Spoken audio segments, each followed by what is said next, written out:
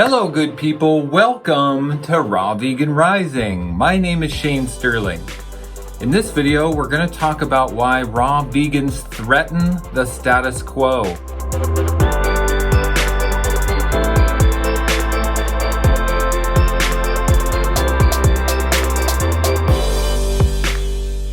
So why would a raw vegan threaten existing social structures and values? Well, let's be honest. At the top of the pyramid, there are people controlling the way our society works. The biggest chemical companies in the world control our food supply, and all of the food on the shelves at the grocery store are basically from companies that all work together to control, manipulate, and steer the popular opinions and structures of our society as we know it today. So when we go into the grocery store and we see the food on the shelves, frozen food, pizzas, ice cream, packaged foods, processed foods, fast foods, those foods are not coming from just good old folks who want to make us food, No, this is what people like, and then here, let's make this taste good. No, these are big think tanks. These are big, powerful companies that want to control and manipulate the popular opinions of the masses. The only things advertised on television are meat, pharmaceutical drugs, and chemicals. And when you go into the grocery store, that's exactly what you see as well: meat, pharmaceutical drugs, and chemicals. So this is the kind of opinion that they want us to have about ourselves and about our society and the structure. This is the status quo. If we do not purchase those chemical products and those refined processed products in the grocery stores, they'll cease to exist. They can't make us buy them.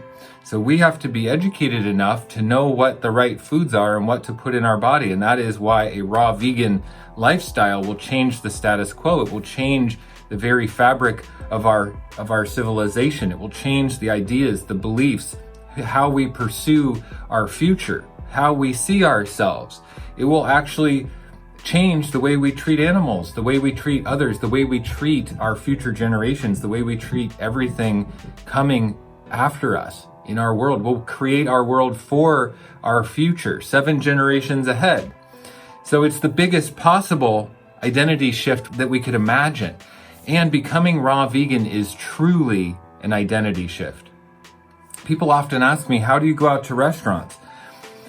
When we say, how do you go out to restaurants as a raw vegan, what we're really asking is, how do we fit in socially as a raw vegan? How do we participate in our current cultural norms? And really, we look for our safety and our security and our identity in our friends and in our family and in our society. So changing where you get your identity is a big threat. It's an identity crisis to actually say, I'm going to do something different than my society. I'm going to do something different than my friends and my family. Because, hey, food is how we identify as a tribe. Food is how we identify ourselves socially and in those social circles and structures. So if we change that, we're saying, hey, I'm no longer part of your tribe. So we can't just change our identity. We can't just say, I'm going to stop eating cooked food and go to raw food, because that identity crisis is too big. People can't take that big of a leap. It's too big of a chasm. So we have to replace the identity. And I think replacing the identity with the hero's journey is really a smart way to look at yourself as someone embarking on the path of transforming our health and becoming a better person and treating ourselves with self-respect and love. Because the hero's journey is what? Facing our fears, discovering who we really are, discovering what we're made of, continuing on the journey when the going gets tough, to see how deep down we can dig for our commitment and our conviction level and our vision and our future. And that's every hero's journey, is that facing the darkness, facing our fears, So we don't just replace cooked food with raw food. We replace cooked food with the identity of the hero. And cooked food eaters are really this predator mentality. It's predator identity, because when we cook our food, we cook animal products. When we cook animals, we are confining and enslaving the animals so that we can exploit them and manipulate them for our food supply. But that's not in harmony with nature, and that's actually like a predator mentality. And we can see that in our society today, that we absolutely love this predator mentality. We get off on it. We think it's cool to be a predator, but we're not predators. We're actually truly designed to be benevolent, loving, giving beings.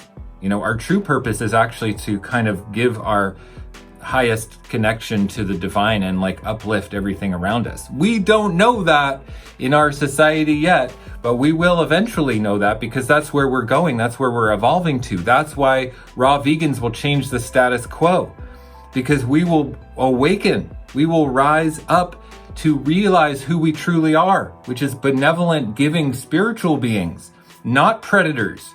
We're not just like the hyenas and the lions who are scavenging for anything to kill and eat. We don't need to kill to eat. In fact, the plants have the highest vibration for us.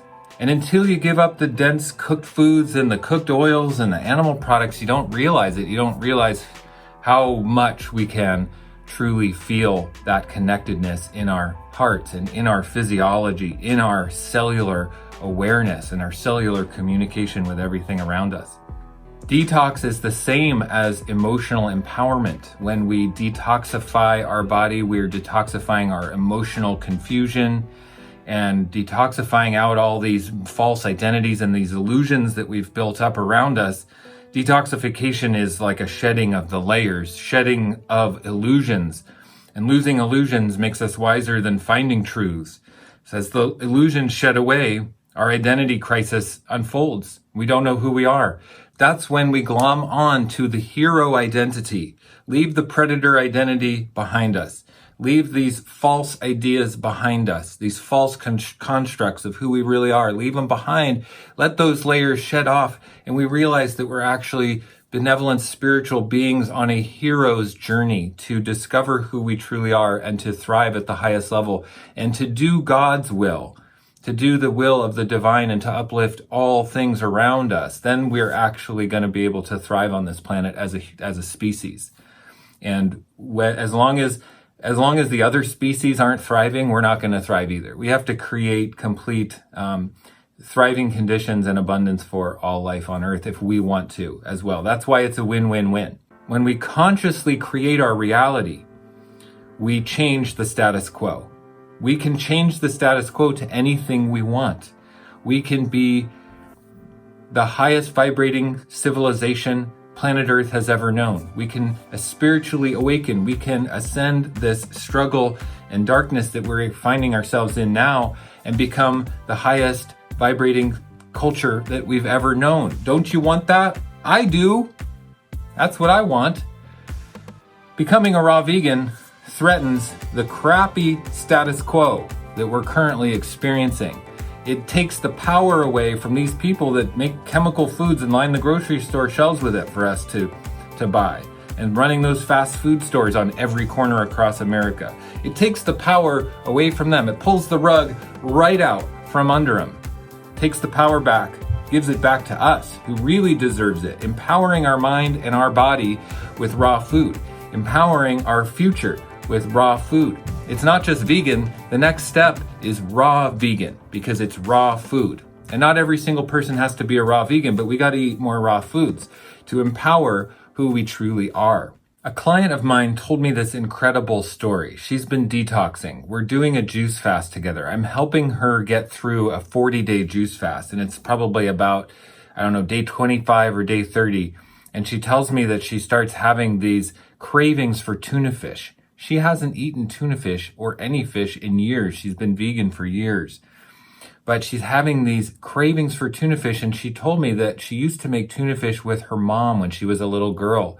And her mom has passed away, and I think she has a lot of emotional, feelings about her mom, and obviously we all do, right? So she's having emotional connection to these cravings, to these foods.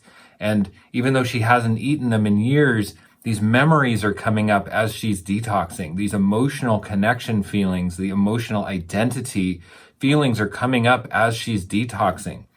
And then she told me that the day she's having these thoughts and memories about tuna fish, she's talking to her friend who says, I'm no longer being vegan, I'm having tuna fish today. This friend never mentioned tuna fish before, but on that day, her friend on the phone mentioned that she's having tuna fish. And then her husband later that night, who's a meat eater, she's not, she's vegan, he eats meat. He comes home with a tuna fish sandwich that night. Now, she said that he's never once come home with a tuna fish sandwich until that one night. Why did that happen? Because our emotional state is imprinting into the fabric of reality around us. That's proof that our emotions, our thoughts, our feelings are connected to everything. And we will see that attracted to us. Our thoughts create reality. Our emotions create reality. Our emotional identity, our emotional feelings, who we think we are, this emotion is like in a subtler energy body around us, and it actually dictates a lot of what we experience in the physical world. When we detox, we actually can start to heal and cleanse this emotional body of ours as well. So this detox for her isn't just clearing waste out of her GI tract, and she did get the mucoid plaque out on our juice fast that we did together. Congratulations to her. But also, it's emotionally detoxing. So these memories of her emotional identity with her mom around tuna fish can clear. It's clearing that. And a lot of other emotional identity that holds us back and keeps us limited is also cleared when we detox. That's why detox is an emotional healing.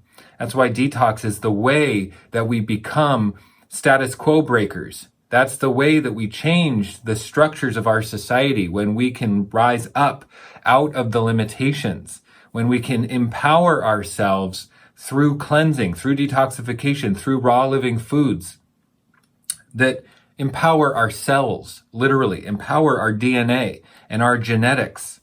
This is how we change the status quo. Then we get to live in the world we truly want to. So I put a link in the description below to a new Amazon store that I created where people can go and look at the things that I use to be a raw vegan. Superfoods, supplements, my kitchen utensils. This is just a glimpse into how I live as a raw vegan. If you want to know more, go check out my Amazon store. You can browse through there. I've even got some recipes that you can look at and the foods to buy to make those recipes. So it's just another resource. It's just kind of interesting for people to be able to see as you're learning about how to be 100% raw vegan. My mission is to help 100,000 people go raw vegan and to change this status quo once and for all, because I'm not happy with the status quo. So I want others to come up and to come along on this journey.